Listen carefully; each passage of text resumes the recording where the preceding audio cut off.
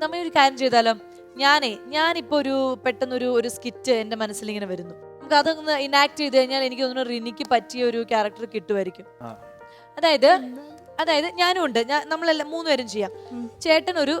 ചേട്ടന്റെ ക്യാരക്ടർ മാറ്റില്ല കേട്ടോ. പോലീസ് ഇവിടെയെങ്കിലും നേരത്തെ കിട്ടിയില്ലേ? ഇപ്പൊ ഈ മുഖം കാണുമ്പോ എനിക്ക് അതാ തോന്നുന്നത്. അപ്പൊ ചേട്ടൻ പോലീസായിട്ട് അവിടെ ഇരിക്കും, ഞാൻ അമ്മായിയമ്മ. ഓക്കെ, റിനി മരുമകള്. പക്ഷെ 20 വയസ്സില് 19 വയസ്സിൽ കല്യാണം കഴിച്ച ഒരു വീട്ടിലേക്ക്, എന്റെ കൈകളിലേക്ക് എത്തിയ ഒരു കുഞ്ഞു കുട്ടിയാണ്. ഒരു പക്വതയില്ല, ഒരു കാര്യത്തിലും ഒരു ബുദ്ധിയില്ല, ഒന്നുമില്ല കുട്ടിയാണ്. അപ്പൊ അങ്ങനെയുള്ളൊരു കുട്ടി എന്റെ വീട്ടിലേക്ക് വന്നിരിക്കുകയാണ്, എന്റെ മോൻ കെട്ടിക്കൊണ്ട്. ഞാൻ എന്ത് ചെയ്യും? ചക്ക എടുക്കാൻ പറഞ്ഞ മാങ്ങ എടുക്കും, ഉപ്പിടാൻ പറഞ്ഞ മുളകിടും. സ്വൈര്യക്കേടാണ്. അപ്പം ഞാൻ നന്നായിട്ട് ദേഷ്യപ്പെടും, ഞാൻ അടിക്കും, ഞാൻ നന്നായിട്ട് ദേഷ്യപ്പെടും. ഭയങ്കര സംഭവമാണ് ഞാൻ ഭയങ്കര അരഗന്റ് അമ്മായിയമ്മയാണ്. അപ്പൊ റിനിക്ക് ടെൻഷൻ, റിനി പോലീസിനെ വിളിച്ച് കംപ്ലൈന്റ് ചെയ്യാണ്, എന്നെ പിടിച്ചുകൊണ്ട് പോകാൻ പറഞ്ഞു. അതാണ് നമ്മുടെ മൊത്തത്തിലൊരു കഥാ തന്തു. റിനി കഥാപാത്രത്തിന് ഉൾക്കൊള്ളുവാണോ അതെയോ എന്താ? ഉൾക്കൊള്ളേണ്ട ആവശ്യമില്ല. അപ്പൊ നമ്മൾ അതാണ് ചെയ്യാൻ പോകുന്നത്. ഇതാണ് പോലീസ് ഓഫീസർ കേട്ടോ. നമ്മൾ പോലീസ് ഓഫീസറിന് ഫോൺ ചെയ്യണം. അപ്പൊ ഞാൻ ആദ്യം ഇങ്ങനെ പറയാണ്, തുടങ്ങാം. റിനി, ഒരു ഗ്ലാസ് പാല് ചോദിച്ചിട്ട് നീ എവിടെയാടി? ഇങ്ങോട്ട് വാടി. എന്താ പാൽ അടുപ്പത്ത് വെച്ചിട്ട് നീ എവിടെ പോയി ഇരിക്കുവായിരുന്നു? ഏത് സമയത്ത് ഒരു കോലും മിഠായി? ഇതിനാണോ നിന്നെ കെട്ടിക്കൊണ്ട് വന്നത് എന്റെ മോൻ? പാല് ഞാൻ ഓഫ് ചെയ്തു. എവിടെ പാല്? അടുപ്പിലുണ്ട്. അടുപ്പിലോ? ആ പാല് കരിഞ്ഞു പോയി. എനിക്ക് കൃത്യം 11 മണിക്ക് ഹോർലിക്സ് തരാൻ ഞാൻ 100 പ്രാവശ്യം പറഞ്ഞിട്ടുള്ളതാ. ഞാൻ വേറെ പാലെടുത്തു. ഒരു പണിയും ചെയ്യുമ്പോൾ നീ ഇറങ്ങണം എന്റെ വീട്ടിൽ നിന്ന്, എന്റെ മോന്റെ ജീവിതത്തിൽ നിന്ന് നീ ഇറങ്ങണം. അല്ലാണ്ട് ഇവിടെ ഇങ്ങനെ കോലുമിഠായി കഴിച്ചിരിക്കല്ല വേണ്ടത്. നീ പറഞ്ഞ ശ്രീധരവും തരില്ല മനുഷ്യനെ പറ്റിക്കാനായിട്ട്. നിന്നെയൊക്കെ കെട്ടിക്കൊണ്ടുവന്ന് എന്റെ മോനെ വേണം പറയാനായിട്ട്. ഇനി മോങ്ങാനിരുന്നുണ്ടല്ലോ, എന്റെ ക്ഷമ പരീക്ഷിക്കാതെ എന്റെ മുന്നിൽ പോ.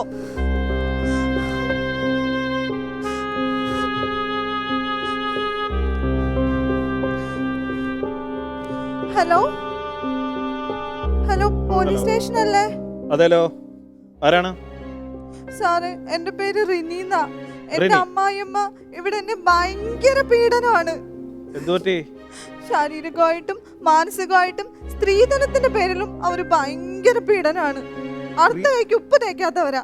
സ്ത്രീധനത്തിന്റെ പേരിൽ പീഡിപ്പിച്ചോ? ആ സാർ. അവരുണ്ടോ കൂടെ അടുത്ത്? ആ ഉണ്ട് സാർ. ഫോണ് കൊടുക്ക്. അമ്മേ, എന്താ പാൽ റെഡിയായോ?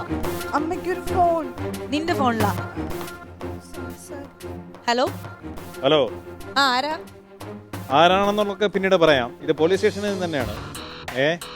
ഹലോ, നിങ്ങൾ അവിടെ നിങ്ങളുടെ മകന്റെ ഭാര്യയായിട്ട് അപമര്യാദയായിട്ട് പെരുമാറുകയും സ്ത്രീധനത്തിന്റെ പേരിൽ പീഡിപ്പിക്കുകയും ചെയ്യുന്നുള്ള ഒരു ന്യൂസ് കിട്ടിയല്ലോ. ഞാനോ? പീഡിപ്പിക്കേ? എന്താ സാർ, എനിക്ക് തോന്നുന്നു അവള് ചെറിയായിട്ട് ഉറക്ക ഗുളിക കഴിക്കുന്നോണ്ട് ഒരു മന്ദതയിൽ പറഞ്ഞിരിക്കും. ഞാൻ അങ്ങനെയൊന്നും ചെയ്തിട്ടില്ല. അതൊന്നും പറയണ്ട. ആ കുട്ടിയുടെ കരച്ചിലും അവളുടെ സംസാരം കേൾക്കുമ്പോൾ കൃത്യമായിട്ട് മനസ്സിലാവും എന്താണ് കാര്യം. എന്തായാലും ഈ സമയത്ത് ഇങ്ങനെയുള്ള കാര്യങ്ങളെല്ലാം ഓരോ മൂലയിൽ നിന്ന് വന്നുകൊണ്ടിരിക്കുകയാണ്. എന്തായാലും ഇങ്ങനെ ഒരു കംപ്ലൈന്റ് കിട്ടിയ സ്ഥിതിക്ക് ഇതിനെക്കുറിച്ച് വ്യക്തമായിട്ട് നമ്മൾ പോലീസുകാർ വന്ന് നിങ്ങളെ നേരിട്ട് കണ്ട് അന്വേഷിക്കാനും അതിനുള്ള അടുത്ത സ്റ്റെപ്പുകൾ ഉടനെ തന്നെ ഉണ്ടാകും. അപ്പൊ അതിന് വേണ്ടിയിട്ട് നമ്മൾ എപ്പോഴാണ് വരേണ്ടത്? നിങ്ങൾ എപ്പോഴാണ് സ്റ്റേഷനിൽ? നമ്മൾ അങ്ങോട്ടല്ല, നിങ്ങൾ എപ്പോഴാണ് സ്റ്റേഷനിലോട്ട് വരുന്നത്? ഇല്ല, വേണ്ട, ഞാൻ ഇനി അങ്ങനത്തെ ഒരു കാര്യം ഞാൻ സംസാരിക്കില്ല സാർ. ഞാൻ അങ്ങനെ ശ്രീധരം എന്നൊരു വാക്കേ ഞാൻ സംസാരിക്കില്ല. അല്ല, നിങ്ങളെ ഭാര്യ മകനെ കൊണ്ട് ഒരാളെ കെട്ടിക്കുമ്പോ ഈ സ്ത്രീധനവും കാര്യങ്ങളും എല്ലാം മോഹിച്ചുകൊണ്ടാണോ, അല്ലെങ്കിൽ അതൊക്കെ ആഗ്രഹിച്ചുകൊണ്ടാണോ ഒരാളെ കല്യാണം കഴിപ്പിക്കുന്നത്? അങ്ങനെയല്ല, നമ്മള് മോനെ പഠിപ്പിച്ച് വളർത്തുമ്പോ മോനെ പഠിപ്പിച്ച് വളർത്തിയുള്ള കൈക്കൂലിയാണോ സ്ത്രീധനം എന്ന് പറയുന്നത്? ഇല്ല, അങ്ങനെയില്ല. ഒരു രമ്യതയിൽ ഇങ്ങനെ പോവാന്ന് വിചാരിച്ചു. രമ്യതയിൽ പോകാൻ വേണ്ടിട്ട് അവരുടെ സ്വർണ്ണാഭരണങ്ങളും സ്ഥലങ്ങളും എല്ലാം നിങ്ങൾക്ക് വേണമല്ലേ?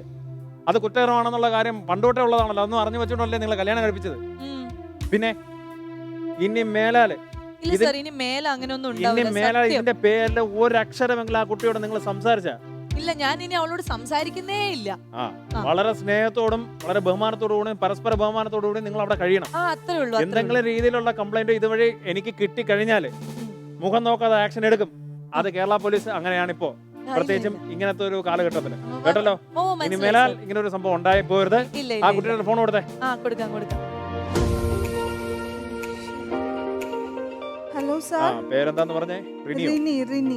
ആ റിനി, ഇനി എന്തെങ്കിലും ഇതേ രീതിയിൽ സ്ത്രീധനത്തിനെ കുറിച്ചോ അല്ലെങ്കിൽ നിങ്ങൾക്ക് സ്വൈര്യമായിട്ട് അവിടെ താമസിക്കാൻ പറ്റില്ല എന്നുള്ളൊരു അവസ്ഥ വരികയാണെങ്കിൽ കേരള പോലീസിനെ വിളിക്കുക, കൃത്യമായിട്ടുള്ള നടപടി ഉണ്ടാകും കേട്ടല്ലോ. നിങ്ങൾക്ക് ഇനി സ്ത്രീധനത്തിന്റെ പേരിൽ പ്രത്യേകിച്ചും യാതൊരു പ്രശ്നവും ഉണ്ടാവില്ല.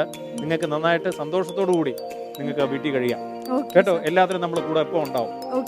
ശരി എന്നാ, ഓക്കെ ബൈ. ഇങ്ങനത്തെ ചെറിയ കാര്യത്തിനൊക്കെ പോലീസിനെ വിളിക്കാമോ? ഇവിടെ ഇരിക്കൂ, എന്റെ പൊന്നു മോള് ഇവിടെ ഇരിക്ക്. കോലുമിഠായി ആരാ മേടിച്ചതെന്ന്? അവൻ മേടിച്ചതെന്നാണോ? വേണ്ട, മോള് കഴിച്ചോ. മോക്ക് ഉച്ചക്ക് മട്ടൻ വേണോ അതെയോ ചിക്കൻ വേണോ? എന്താ അമ്മ ഉണ്ടാക്കി തരണ്ടേ? മട്ടൻ ബിരിയാണി ആയിക്കോട്ടെ അല്ലേ? ആ പിന്നെ ഇവിടെ ഒരു പണിയും ചെയ്യണ്ട, അവിടെ ഇവിടെ ഇരുന്നാ മതി, ഞാൻ എല്ലാം ഉണ്ടായിക്കൊണ്ട് വരാം കേട്ടോ. ആ പോലീസിനെ ഒന്ന് വിളിക്കല്ലേ?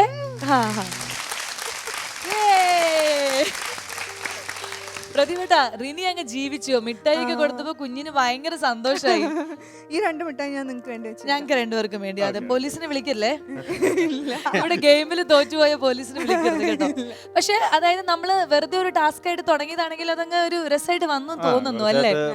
ഈ ഇടയ്ക്ക് ഇവിടെയൊക്കെ സംഭവിക്കുന്ന കാര്യങ്ങൾ പുറത്തറിയാതെ സംഭവിക്കുന്ന കാര്യങ്ങളാണ് ഈ ഇടയ്ക്ക് നന്നായിട്ട് പുറത്ത് വന്നിട്ടുള്ളതും ജനങ്ങൾ അറിഞ്ഞതും അതിന്റെ സീരിയസ്നെസ് എത്രത്തോളം ഉണ്ടെന്നുള്ള കാര്യം. അതെ, അപ്പൊ ഞങ്ങൾ ഈ ഒരു ചെറിയ കാര്യത്തിലൂടെയും ഇത് തന്നെയാണ് പ്രേക്ഷകർക്ക് മുന്നിലേക്ക് വയ്ക്കാനുള്ള ഒരു മെസ്സേജ് എന്ന് പറഞ്ഞു കഴിഞ്ഞാൽ, നമ്മളൊരു പെൺകുട്ടിയെ കല്യാണം കഴിച്ചു വരുമ്പോൾ നേരത്തെ പ്രതിഭയുടെ ഡയലോഗ് പോലെ ഈ സ്ത്രീധനവും സ്വത്തും ഒന്നും മോഹിച്ചിട്ടല്ല, രണ്ടുപേരും ഒരുമിച്ച് ജീവിക്കാനുള്ള ഒരു നല്ലൊരു അന്തരീക്ഷം നമ്മളെല്ലാവരും ക്രിയേറ്റ് ചെയ്ത് കൊടുക്കുക എന്നുള്ളതാണ്. അപ്പോൾ നമ്മളെല്ലാവരും ഇതിന് ശക്തമായിട്ട് സ്ത്രീധനത്തിന് എതിരെ നിൽക്കുന്ന ആൾക്കാരാണ്. എല്ലാവരും അങ്ങനെ ആയിരിക്കണം എന്നുള്ളൊരു കുഞ്ഞു മെസ്സേജ്, അത്രേ ഉള്ളൂ.